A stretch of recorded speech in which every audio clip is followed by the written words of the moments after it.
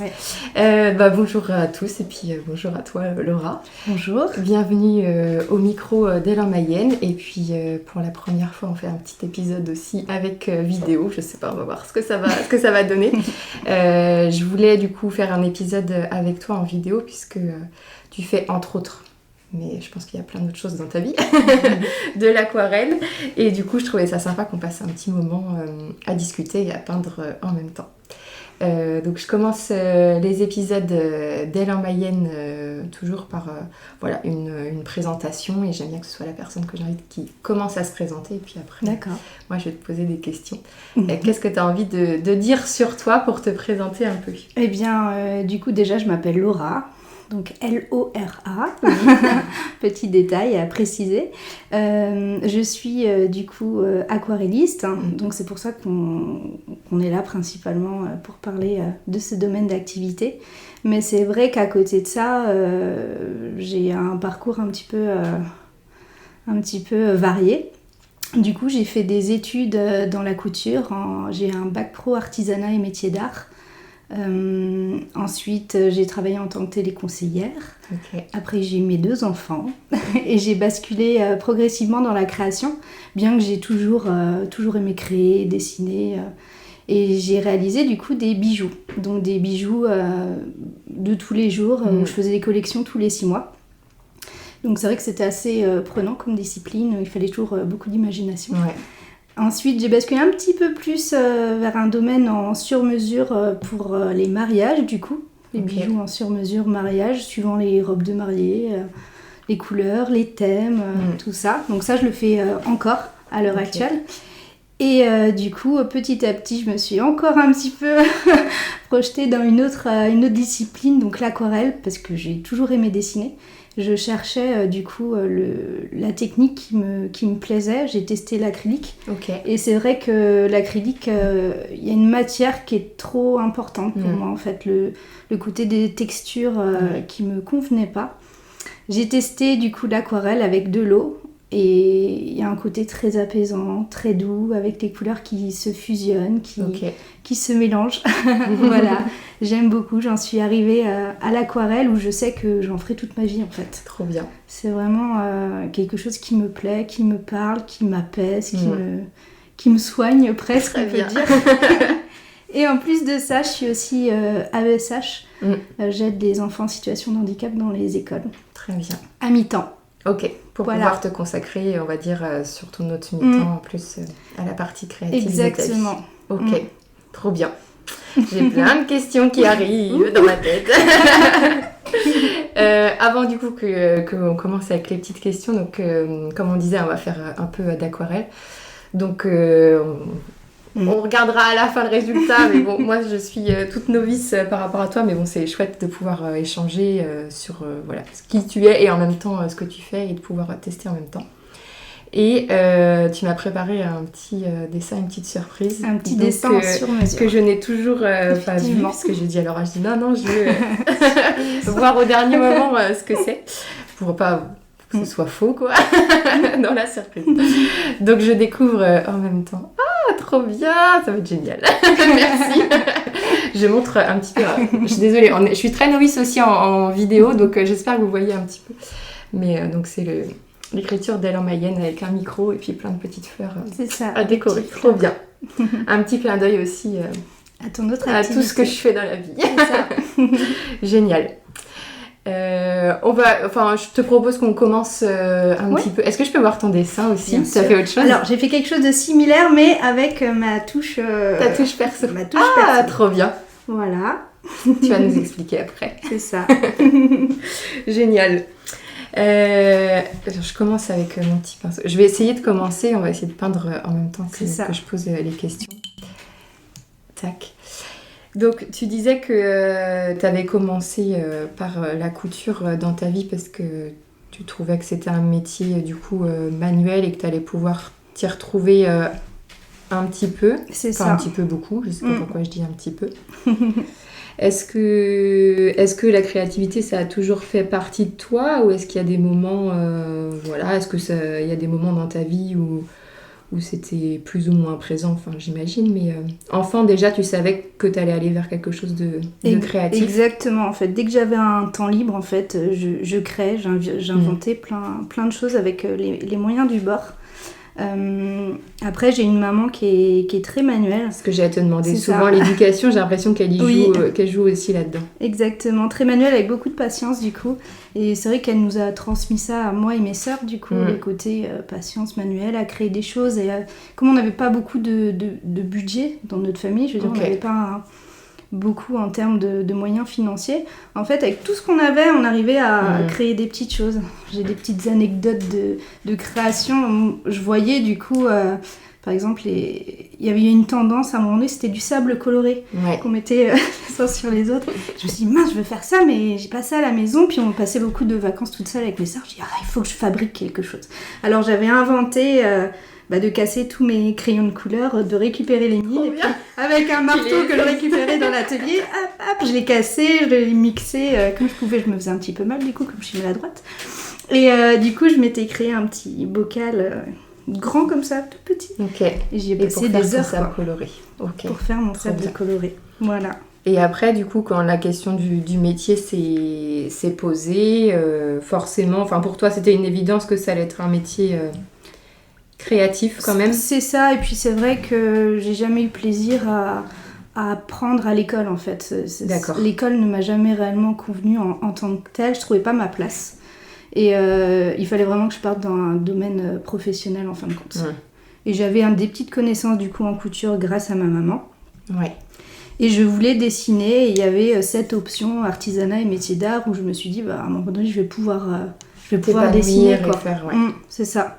C'est ce qui se rapprochait le plus de mes inspirations en tout cas. D'accord. Et au final, donc dans la couture, donc t'as fait tes études dans la couture et après donc t'as exercé un petit peu le métier, c'est ce que tu disais tout à l'heure, si j'ai bien retenu toute la chronologie Alors c'est ça, j'ai travaillé un petit peu dans des magasins de retouches de mariés. D'accord, ok. C'est vrai que le domaine du mariage me plaisait déjà de base, donc je faisais des retouches. Mais le milieu ne m'a pas réellement apporté le bonheur de travailler, on va dire. Si je puis dire.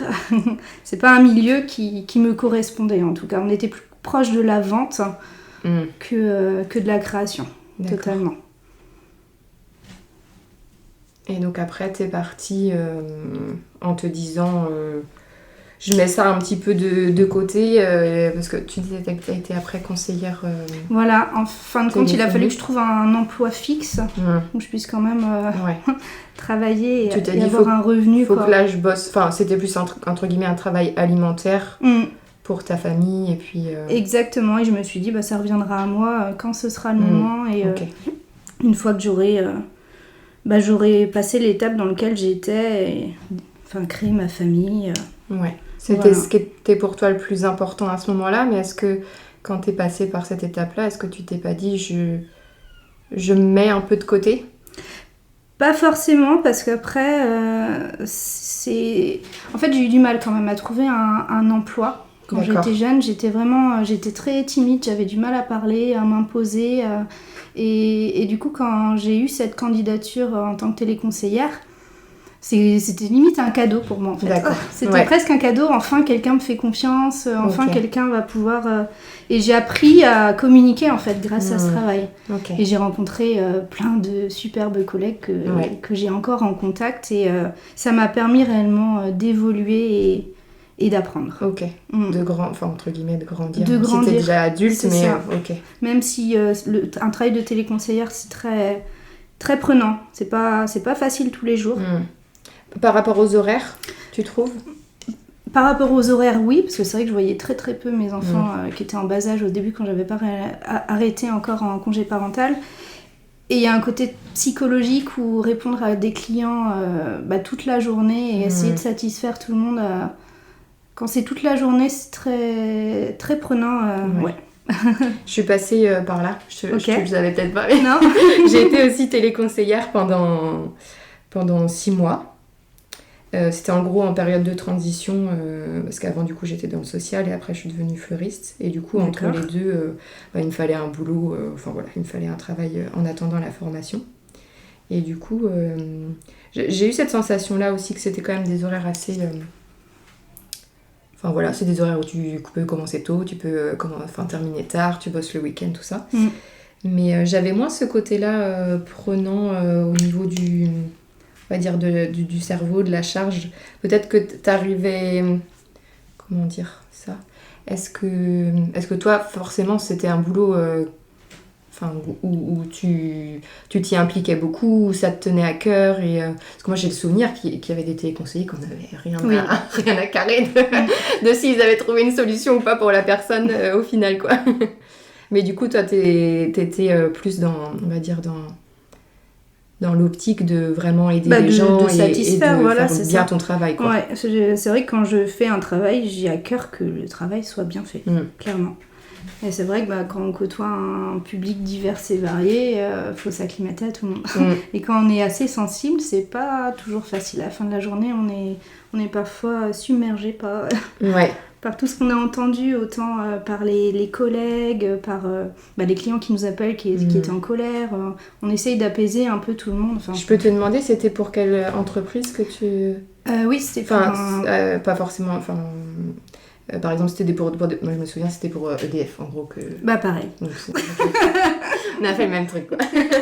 Et oui, par contre, oui, c'est vrai qu'il y avait des fois des moments où les gens me disaient « Non, mais vous vous rendez pas compte, là... j'ai mes enfants, là j'ai plus d'électricité, j'ai plus de chauffage. C'est ça. Et c'est vrai que des fois c'était compliqué aussi. Effectivement, il y a la sensibilité qui prend le pas, quoi. C'est vrai que là, moi, c'était vraiment sur une période de transition, donc j'arrivais à m'en détacher, mais je pense que je l'aurais fait sur le long terme comme toi. Effectivement, je suis pas sûre que j'aurais réussi à... Ouais, puis il y a un rythme de travail qui est quand même assez effréné et il faut savoir dire stop, en fait.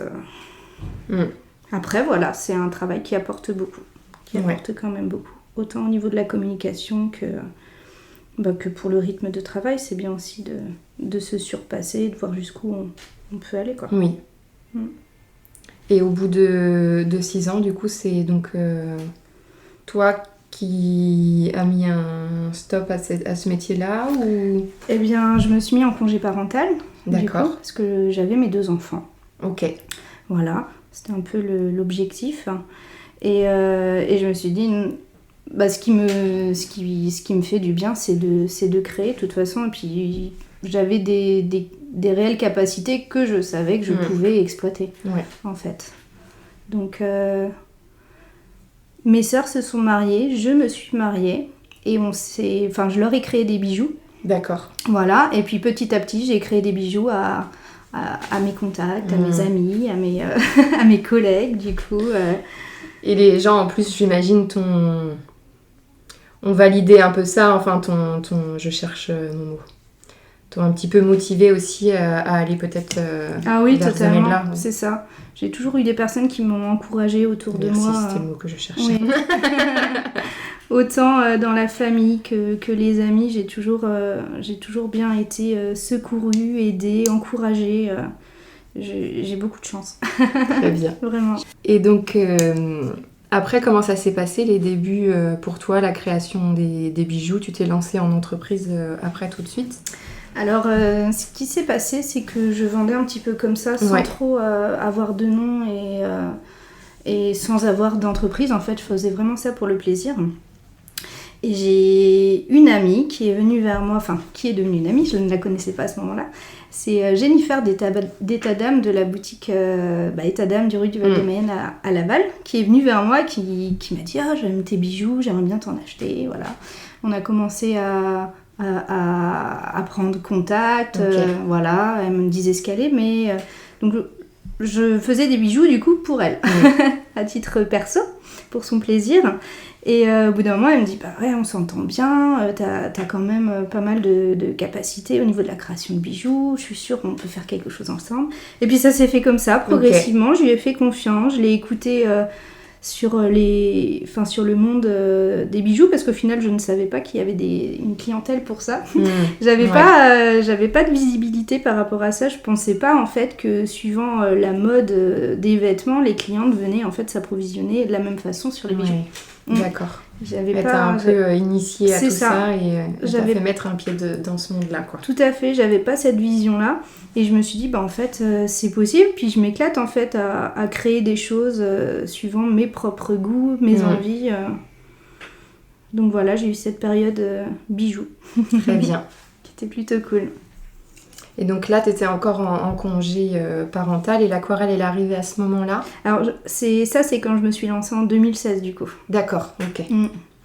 Donc, de 2016 à 2020, ouais, c'est ça, j'ai été en auto-entreprise uniquement pour la création de bijoux. Ok.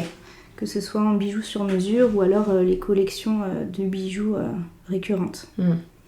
Et c'est en 2020, du coup, pendant la période du Covid, où j'ai eu besoin de me recentrer à nouveau et que j'ai recommencé à dessiner et puis je me suis lancée progressivement dans l'aquarelle. Ok. Donc toujours, t'es assez, on va dire, autodidacte sur... Totalement. Ouais. J'ai beaucoup de mal à suivre une formation sur la durée. J'ai besoin d'apprendre par moi-même et de mes propres erreurs. Donc j'ai beaucoup fait et défait et déchiré. Même si normalement on dit qu'on n'a pas à déchirer les dessins. Les dessins, oui. Des fois ça fait du bien. Et puis après, en plus dans tout ce qui est créatif, c'est vrai que ça demande un certain temps avant de maîtriser... quand même une technique, surtout là l'aquarelle, moi j'essaie de faire des petits trucs, mais on en parlait avant, il y a des petites techniques quand même, pas des petites, il y a des techniques à avoir, tout ça, et t'as senti, moi je trouve qu'il y a des personnes, tu vois, entre guillemets, pour qui c'est inné un peu tout ce qui est créatif. Est-ce que pour toi t'as senti que c'était facile, ou quand même tu penses que... Au début, j'ai pas forcément trouvé ça facile, mais j'ai pas eu le sentiment où je me suis dit je vais pas y arriver en fait. J'ai toujours ce truc-là en moi où je me dis à partir du moment où tu te donnes à fond, tu peux y arriver. Et quand je débute quelque chose, j'aime bien aller jusqu'à la fin. D'accord. Tu vas persévérer même si au début c'est pas toujours le résultat. Après, quand je montrais aux personnes, je dis « Ah bah si, c'est trop bien, ouais, mais pas assez. » Pas autant que je le voudrais. Pas assez. Bientôt, peut-être, un jour. Même là, j'estime pas que je touche la perfection au quotidien. J'ai peut-être, dans tout ce que j'ai pu réaliser en termes d'aquarelle, j'ai peut-être 5 ou 6 où j'ai estimé que c'était la perfection que je voulais toucher. Pas dès le début, mais du coup, tu as commencé à... Parce qu'il y a eu un moment donné où tu t'es dit, en fait, peut-être que je peux vendre mes créations. C'est pareil de passer de l'aquarelle pour soi et puis au stade je vais vendre ce que je fais. Il y a aussi... Eh bien, ça, étonnamment, ça s'est fait assez vite. Ok, trop bien. Parce que du coup, on a été confinés par rapport au Covid. C'était en mars-avril, je crois, 2020. Ouais, c'était dans ces eaux-là. Et j'ai une amie qui m'a envoyé une publication, c'était en août, qui me disait que la boutique La Fabrique d'ici recherchait. Donc il n'y avait pas beaucoup en termes de créneaux. Et en septembre, j'ai postulé et on m'a dit pas de souci pour que tu intègres. C'était en novembre. Ok. Donc je me suis dit, j'ai de septembre à novembre pour être à fond. Ouais, c'est ça. Pour créer, pour te perfectionner. C'est ça. Et puis je pense que petit à petit, je me suis améliorée dans mes techniques, j'ai appris des choses. Et puis au fur et à mesure que les personnes me demandent des dessins sur mesure aussi, je m'améliore. Parce que je vais ça te challenge toi, c'est ça. Et puis carrément. Exactement, je vais sur des thèmes que j'aurais pas forcément été. Et c'est super plaisant. Ouais. C'est super de faire pour les personnes. Et puis du coup, nous, c'est connu par ce biais-là. Oui. Mais c'est vrai que moi, j'ai l'impression aussi que quand j'ai vu ton travail évoluer. Enfin, j'essaie de me souvenir un petit peu, mais c'est vrai que... Et puis, je trouve que tu as quand même, malgré tout... Il y a ta patte quand même. Ouais. On reconnaît tes aquarelles. Et puis, comme tu dis, il y a aussi des domaines et des choses que tu peins qui... pas qui t'appartiennent, mais on sait que c'est toi, que c'est toi derrière. Je sais que moi j'adore toute la partie, tout ce que tu fais toutes les peintures d'animaux que tu fais, je trouve que, je sais pas, on a l'impression que le petit lapin, il est vivant. Enfin, voilà, c'est très, très réaliste, super mignon. Enfin, je sais que j'aime beaucoup. Et puis, du coup, il y a toute la partie aussi, bien-être, les chakras, tout ça. Est-ce que tu peux un peu nous expliquer pourquoi peindre sur le bien-être, la spiritualité, tout ça, qu'est-ce que toi ça t'apporte? Est-ce que quand tu peins des choses qui ont ce lien-là, est-ce que c'est différent pour toi que de peindre par exemple, je sais pas, un petit lapin ou un animal autre? Je pense que c'est un tout en fait, c'est peut-être cyclique, mais j'aime énormément peindre les animaux, parce que les animaux pour moi c'est extrêmement important et voilà, j'en ai vraiment besoin. J'aime peindre tout ce qui est en lien en effet avec la spiritualité, la méditation, les 7 couleurs du chakra, etc., etc. Ça aussi c'est quelque chose qui revient, j'en ai besoin. J'aime peindre tout ce qui est en lien avec la nature en fait, ce qui nous apaise tous. En fin de compte, on va dans la forêt, on se sent bien, on respire, même la musique. C'est tous ces moments en fait où on prend pas forcément le temps. Parce que quand on est au travail toute la journée, je veux dire, on n'a pas forcément le temps d'écouter la musique, de prendre l'air, de marcher, de respirer correctement. De vivre l'instant vraiment présent. C'est ça. Et quand on peint, en fait, on est dans cet instant présent et il n'y a rien à côté, mis à part la musique qu'on a mis pour nous apaiser encore un petit peu plus et aller plus loin en termes de création. On est seul face à sa création, à son dessin. Ouais. Et c'est vrai que la spiritualité, c'est quand même la base de tout ça, quoi. Savoir s'écouter et puis prendre du temps pour soi, quoi. Prendre du recul et se regarder d'un petit peu plus loin en disant comment tu t'es senti à ce moment-là quand tu as peint et quand tu étais seule face à ta feuille, en fait. Ouais. Est-ce que pour toi, c'est des moments aussi où tu réfléchis à toi, à ce que... je sais pas, est-ce que c'est des moments un peu d'introspection aussi quand tu peins ou... Non, c'est un réel lâcher-prise. C'est un des seuls moments, peut-être le seul avec la méditation du coup, où je ne pense pas. Je suis vraiment concentrée sur mon aquarelle. Et là, je me rends compte que c'est pas terrible ce que je suis en train de faire parce que... On n'est pas concentré comme il faudrait. C'est ça, c'était pas le rendu que je voulais. C'est pas grave. Et c'est vraiment se consacrer du temps, quoi. C'est être réellement sur ce qu'on fait. Et tu disais que tout à l'heure c'était un besoin pour toi de créer, que ce soit par l'aquarelle ou par d'autres biais. Je trouve que c'est pas évident à un moment donné de s'écouter et de se dire c'est ça ce dont j'ai besoin à ce moment-là, tu vois, quand on est pris dans le travail, dans le quotidien, dans la famille, etc. Comment tu t'es dit c'est l'aquarelle ce qui me fait le plus du bien, et comment t'as réussi à te poser et à te dire je pense que c'est quand on a des coups durs, quand on va pas bien, que là il faut se poser et se dire dans quel endroit je me sens bien et à quel moment je me sens bien en fait. Et peindre et voir des couleurs, c'est bien. J'ai toujours aimé les couleurs en fait. Quand j'étais petite, je m'habillais avec plein de couleurs, du jaune, du vert. Je me disais, t'es colorée, dis donc. C'est un besoin. En plus, je suis daltonienne. D'accord, je savais même pas ça. Voilà. Alors, je ne sais pas de quelle façon je vois par rapport au non daltonien. D'accord. Mais voilà. Donc alors, ça veut dire que le rose, tu le vois pas forcément rose? Je ne sais pas. J'ai jamais su examiner mon daltonisme, savoir comment je voyais par rapport aux autres. Mais je sais que je vois différemment. Ça, c'est une certitude. Moi, j'ai à cœur de dire que je vois plus de couleurs. Ça me fait du bien de me dire ça. Je sais pas si c'est vrai. Pas sûre. Tu t'en es rendu compte comment, du coup ? Dès toute petite, quand on faisait les tests à l'école avec les ronds, là, moi j'en vois aucun. D'accord. Et ça t'a jamais posé problème pour peindre ou Non, du tout. Je ne pense pas. C'est à vous de me dire. Non, je pense pas non plus. Tu disais tout à l'heure que quand on parlait de ton métier quand tu étais téléconseillère, que tu avais un côté sensible. Effectivement. Tu dirais hypersensible ou c'est entre guillemets une case qui te... Non, oui, je pense, enfin c'est sûr même, pour être honnête, je crois qu'on est là pour l'être. Non, je suis clairement, oui, hypersensible. C'est quand même une des caractéristiques, on va dire, des artistes, même si, pareil, j'aime pas forcément me mettre dans cette case. Mais oui, je suis vraiment... je suis une de ces personnes qui, quand on lui dit quelque chose, je prends à cœur, je me mets à sa place, j'essaye de lui trouver des solutions, même s'il m'en demande pas. C'est ouais, j'ai vraiment cette particularité qui est présente et puis ça fait partie de moi. Ouais, je trouve que en plus, alors je sais pas si c'est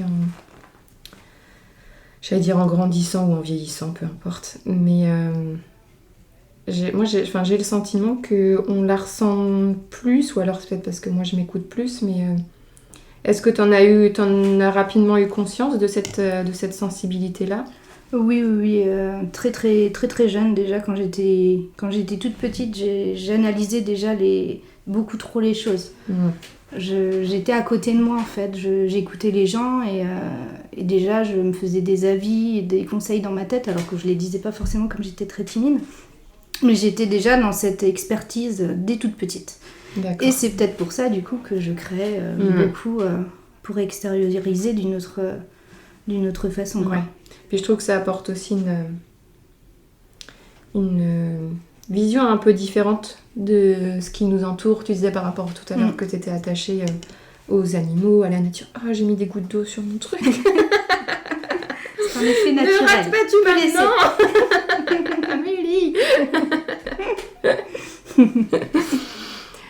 Et oui, du coup, je trouve qu'on a, ça apporte un rapport un peu différent à la nature. Ou est-ce que tu as l'impression d'être plus émerveillée par les choses que d'autres, que d'autres personnes? Oui, je pense clairement.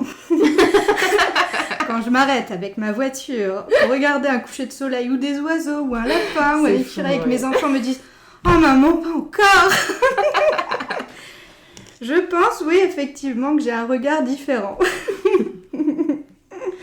Mais après, c'est ça aussi qui te permet peut-être, de capturer les choses, on va dire, à l'instant T, d'y accorder de l'importance, ça te permet de les capturer, et puis après de pouvoir les retranscrire à la peinture ou autre, quoi. Mais c'est ça. En ce moment, j'admire tous les jours un tournesol que j'ai donné naissance à un tournesol avec une petite graine. Il est maintenant gros comme ça. Et tous les jours, je regarde et je le remercie d'être là. Enfin, c'est assez dingue de parler à un tournesol, je sais, j'en ai conscience. Mais pour moi, je parle à mes fleurs. Et voilà. Et pour moi, c'est ma normalité en fait. Ils sont aussi importants qu'une personne de ta famille. Je sais que c'est pas... On peut pas comparer normalement. On peut pas comparer, mais moi, il m'apporte beaucoup. Et il n'y a pas que lui, il y en a plein d'autres. Alors Laura, tous les matins, bonjour petit tournesol, bonjour. Comment tu vas aujourd'hui, Coco? Il me parle, mais d'une façon différente que les gens lambda. Voilà. Tout à fait. Est-ce que tu as le sentiment maintenant... en t'épanouissant avec l'aquarelle et puis peut-être avec d'autres choses, est-ce que tu as l'impression que tu t'es vraiment trouvé, que tu es à ta place aujourd'hui? Tu disais que, c'est pas que t'as fait différentes choses, t'es passé par la couture, par différentes étapes aussi dans ta vie. Est-ce qu'aujourd'hui, on parlait en plus de l'instant présent tout à l'heure, tu te sens vraiment là où tu dois être? À ce jour, oui, je suis là où je dois être, mais je sais que la vie, en fait, c'est une quête perpétuelle, si je puis dire.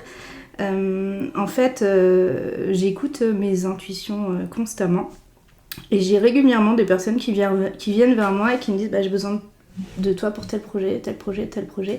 Et c'est vrai que ces derniers temps, j'ai été sollicitée pour travailler autour des maladies, etc. Et c'est vrai que c'est un domaine aussi qui me parle.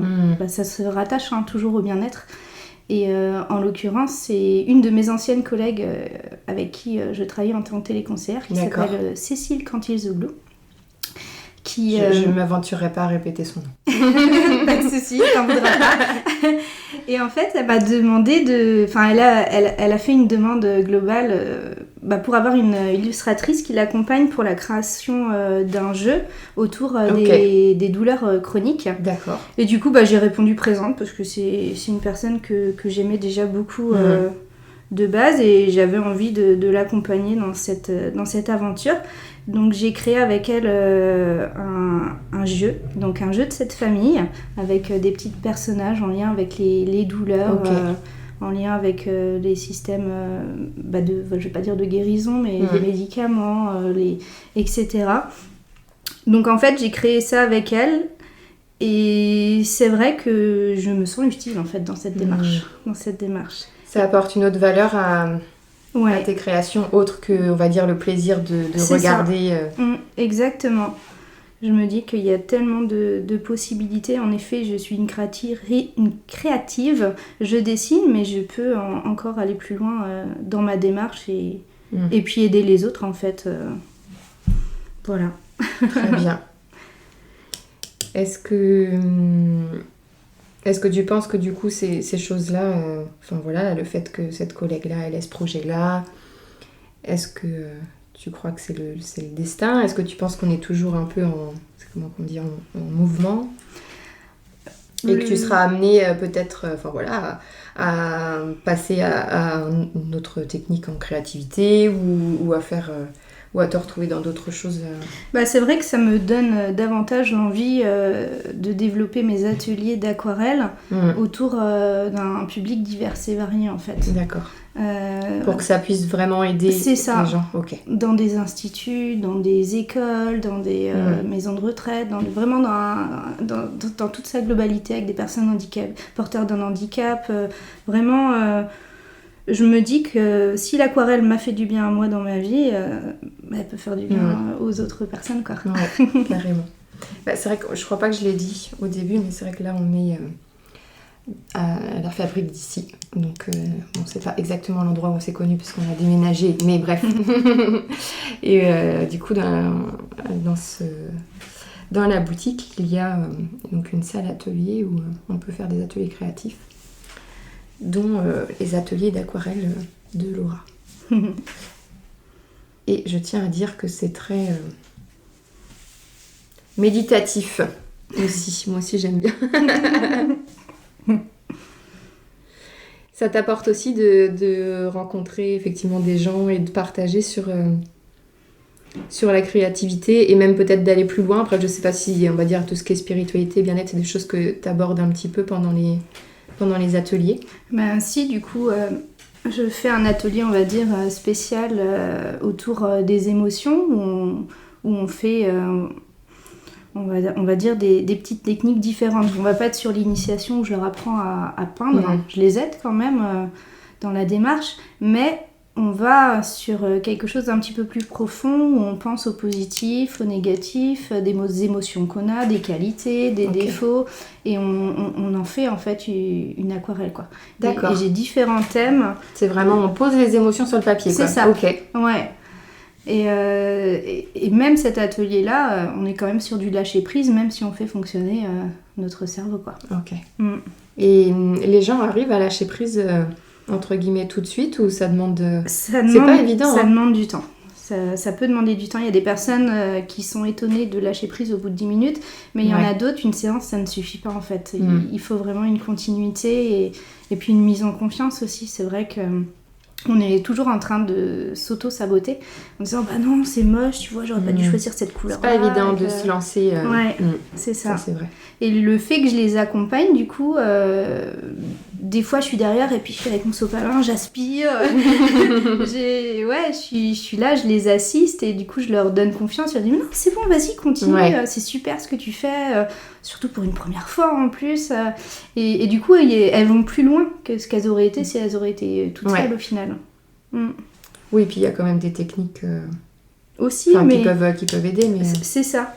Mais il y a quand même une question de lâcher prise, parce que moi je me dis, je l'ai fait en autodidacte et en fait, faut pas lâcher, faut se faire confiance et puis faut avancer. On en est tous capables, peu importe la discipline, à partir du moment où on s'y donne à fond et qu'on investit du temps, il n'y a que du positif qui ressort, quoi.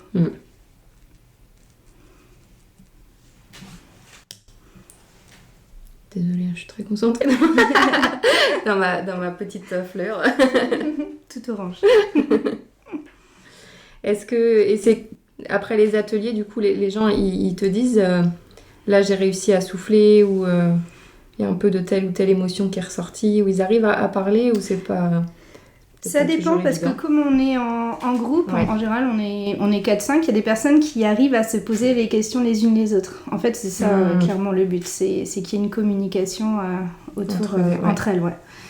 Et il y a certaines personnes qui m'attendent à la fin de l'atelier et qui me parlent de façon plus naturelle, en disant j'ai ressenti ça, c'est vrai qu'il faudrait peut-être que je fasse plus ça. Et là, j'ai des conseils qui arrivent un petit peu plus.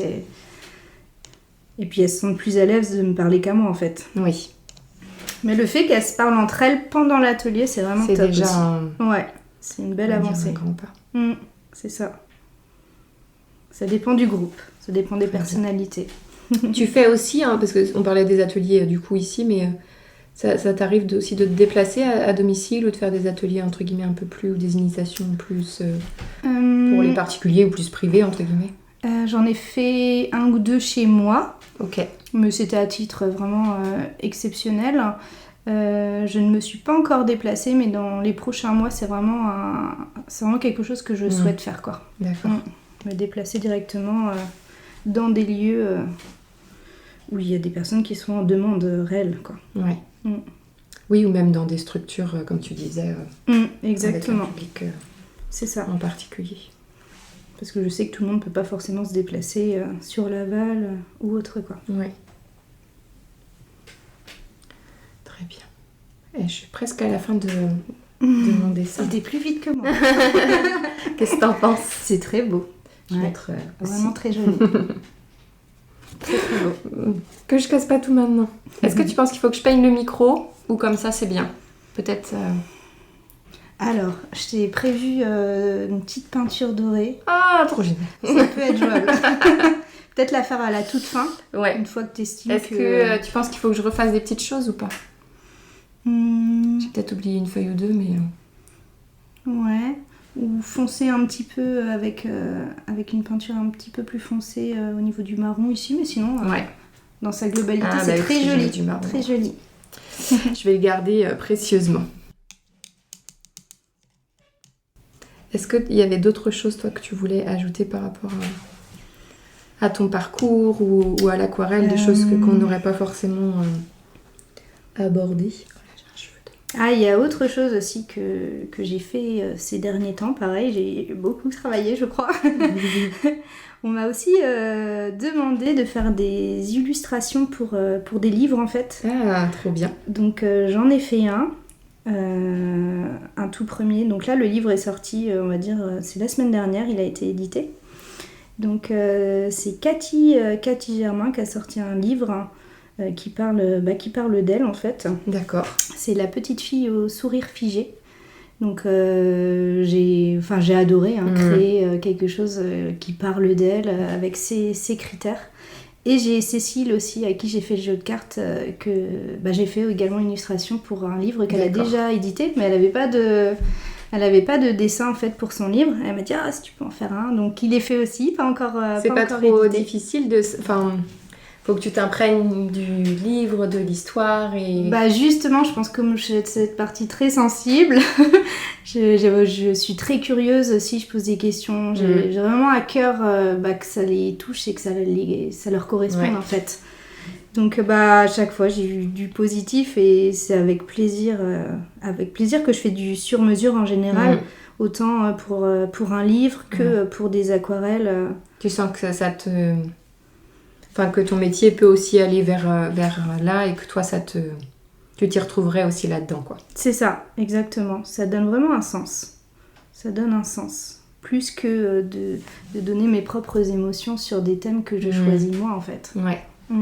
Et tu dis que la portée, ça vient soutenir ce qui est écrit dans le livre. Et, C'est ça. Ouais, exactement. Donc, il y avait ça en petit plus. Trop bien. Tac. Est-ce que tu penses que je peux passer au doré? Ouais, je pense. J'ai peur que ça gâche tout.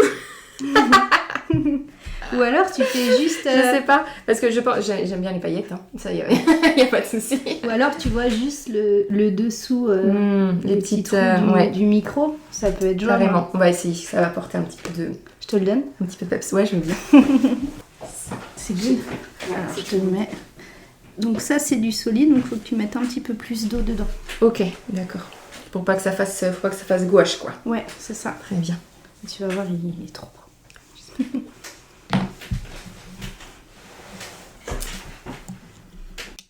Toi ça va? Tu t'en sors? Autant te dire que là... je t'ai perdue en te posant les questions. Mais en même temps, c'est plus facile d'être à ma place parce que moi, je te pose des questions qui me viennent, mais toi, tu as besoin d'être de concentration peut-être pour répondre. Moi qui disais j'aime les couleurs, moi, j'ai fait une explosion de couleurs alors que je voulais vraiment les fleurs un petit peu roses. Bah là, mes fleurs sont multicolores. Ouais. Mais c'est bien aussi. Tac. Non, c'est pas... Est-ce que c'était ce pinceau-là que j'avais? Non, je me trompe de pinceau. Ouais. N'importe quoi. Oh là là. Tac.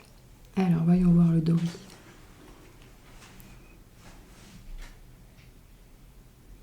Oh là là. Ça donne envie de faire que du doré.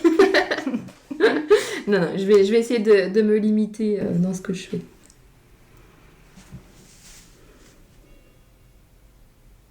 Je vais te poser, si ça te va, les petites questions de fin d'épisode que je pose à mes invités. Je ne sais pas si tu as eu l'occasion de les entendre avant. Oui, oui. Et d'y réfléchir. Ok. J'y ai pensé. Je te dis, elle va m'embêter avec ces questions pièges. La première question que je pose, c'est quel est ton endroit préféré en Mayenne? Alors... On n'a même pas dit d'où tu étais. Je suis originaire de la Mayenne. Oui. Ouais, j'ai toujours vécu en Mayenne. Et c'est vrai que je n'y changerai pour rien au monde. Et mon endroit préféré, c'est la chapelle du Montaigu à Ambert.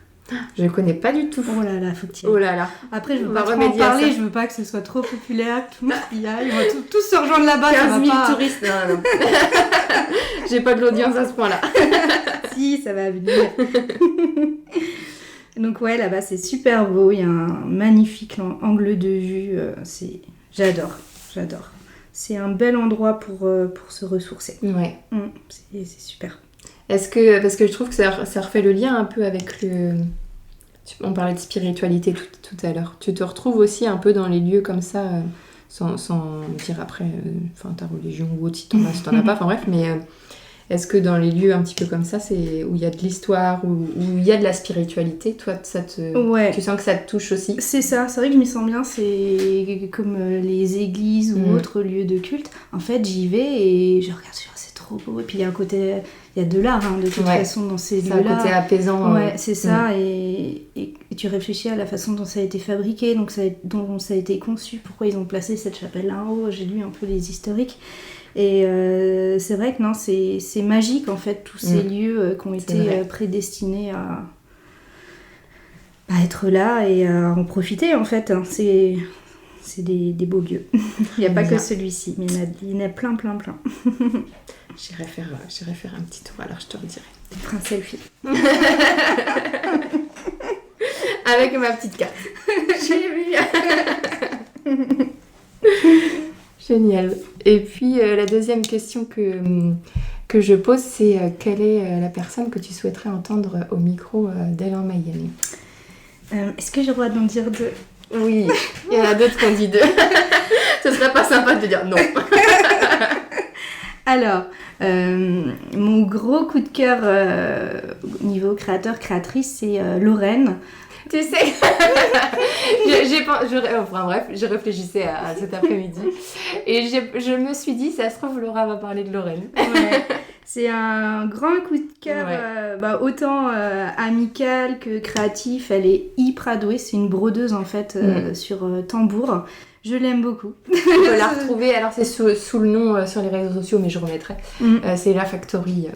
C'est ça, c'est un amour de femme sur plein de sujets, et puis elle est extrêmement douée en fait. Voilà, donc Lorraine, ma copine. Et, sinon, une autre personne, c'est Cathy, ma cousine. Sur Instagram, on la retrouve Cathy avec un K. D'accord. En fait, elle a un parcours assez dur, mais c'est une femme très courageuse, donc elle se bat contre un cancer du sein. Voilà. Je crois qu'on a eu l'occasion de discuter un peu sur les réseaux. Ok, voilà. Donc pareil, je l'aime beaucoup. Elle est ultra courageuse et son parcours, j'imagine que c'est un parcours similaire avec d'autres femmes qui vont être super utiles. Si un jour tu peux, ça serait trop bien. Bah, c'est vrai que c'est chouette de pouvoir... Enfin, après, c'est pas évident pour les personnes de partager des fois sur son parcours personnel, surtout quand il y a des épreuves comme ça qui sont difficiles. C'est ça. C'est vrai que les personnes qui ont osé le faire, je trouve que c'est dans le but, sans dire on raconte notre vie, mais de dire ça peut peut-être aider d'autres personnes qui traversent les mêmes choses au même moment ou avant ou après. Enfin bref, mais... Et elle a 2 filles, dont une qui est chanteuse. Alors je me dis, pourquoi pas ajouter, tu vois, le côté un peu douceur, tu vois, pourquoi pas faire un duo, un trio avec son autre fille aussi, tu vois, qui peut apporter du baume au cœur. On va faire plein de trucs sur Ella Mayenne, on va faire des concerts, tout ça. Oui, je suis sûre que c'est possible. Je danse derrière. Après l'atelier peinture. Voilà. Et j'ai un petit truc en plus, je remercie mes sœurs, ma maman, ma famille, mes amis, voilà, pour tout ce qu'ils m'apportent au quotidien. Merci. On va finir avec les larmes aux yeux. Non. C'est des soutiens qui ont été importants pour toi. Ah oui, totalement, ouais. Bah, je pense que quand on est soutenu, c'est grâce à toutes ces personnes qui sont autour de nous, en fait, qu'on y arrive. Toutes les personnes qui ont fait partie de notre vie, qui sont arrivées, des fois sont reparties, mais qui nous ont fait grandir, en fait. Ouais. Voilà. Et c'est sûr que c'est sûr, pas forcément pour tout le monde, mais je trouve que la famille, du coup, c'est des personnes qui t'ont connue aussi.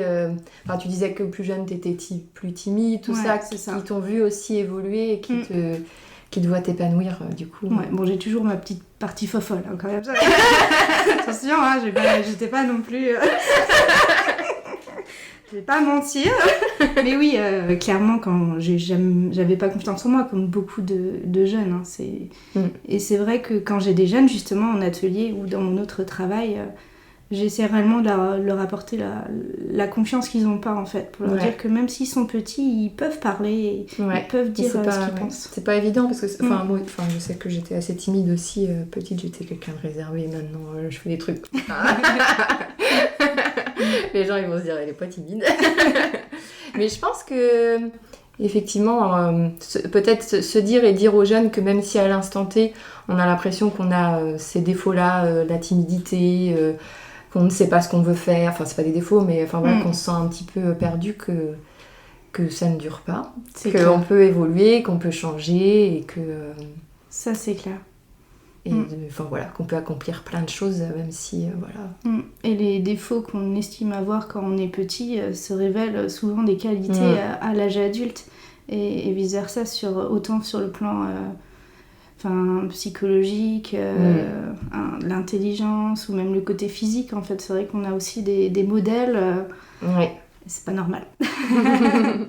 C'est vrai que j'écoutais un podcast hier et... c'était un monsieur, quelqu'un qui parlait qu'il y avait des personnes effectivement qui étaient plus à l'aise à l'école et que du coup qui arrivaient à développer une certaine intelligence ou qui avaient beaucoup de culture générale, et lui disait qu'il s'était pas retrouvé là-dedans forcément à ce moment-là, mais que par contre il s'était rendu compte plus âgé qu'il avait une intelligence émotionnelle. J'ai trouvé le mot intéressant, j'ai pas forcément cherché plus loin, j'ai pas regardé ce que ça voulait dire exactement intelligence émotionnelle, mais c'est vrai que ça m'a parlé. Et voilà, aujourd'hui, toi, t'as cette intelligence émotionnelle qui te permet de créer et de faire, faire ce que t'as envie aujourd'hui. Donc c'est chouette.